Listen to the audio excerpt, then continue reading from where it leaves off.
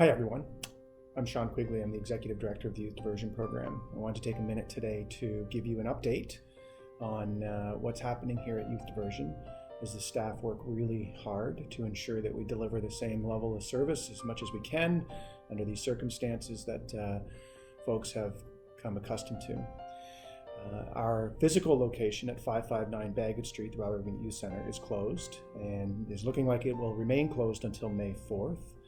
Staff are currently working remotely, mostly from home, working very hard connecting with all of their clients, the children, youth, and families, making sure that they have what they need and that the service is still available for them should they want to reach out. We've canceled all of our volunteer activities, including any face-to-face volunteer activities. So programs such as our Rebound program is postponed until further notice. Our mentoring program continues, and we continue to take referrals from youth and families as well as volunteers. But we are encouraging all volunteers and youth not to meet face-to-face, but to use other social media platforms to connect with each other. Our Kairos staff is still connecting with clients either through phone or video to ensure that they're doing okay.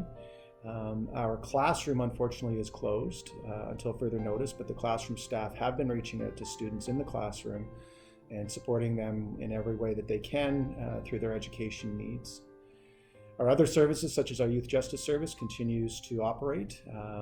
As a result of our volunteers being canceled for the time being, we're not doing youth justice committees the way we traditionally have done them, but we're doing our best to maintain the level of service to support kids who are in conflict with the law.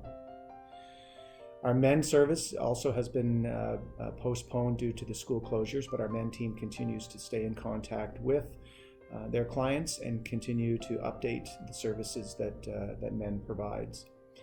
Intersections continues to operate as well, receiving referrals from Family and Children's Services and from police. And the staff within Intersections are doing their best to connect with families during this time and helping them navigate the different systems within the community so that they can continue to receive some support. Our outreach services, again, still moving forward. Our outreach team is working really hard to stay connected to the kids that they were working with originally. Unfortunately, a lot of our events had to have been canceled because of COVID-19. Volunteers, we still are accepting new applications for volunteers. The process is going to be a little bit slower, and obviously we won't be able to put volunteers into positions at the time being, but we are still accepting volunteers for our program. I encourage all of you to continue to listen to the news, continue to listen to the different reports coming from public health, coming from the city, as to the next steps and what's open and what's closed. Huge shout out to the United Way of KFLNA and the Community Foundation of Kingston and area. Both organizations are working really, really hard to ensure that the fabric of our community remains solid. Through the United Way, there's a number of different resources on their website that you can connect with, as well as the Child and Youth Services Planning Table also has a list of organizations on their website that are letting you know what's operating and what's not operating.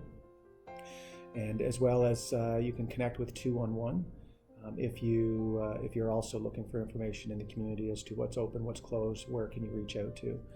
Staff are still answering their phones. They're still connecting through email, through voicemail, working on Zoom and Microsoft Teams and Skype and other sorts of ways to connect with clients within the community.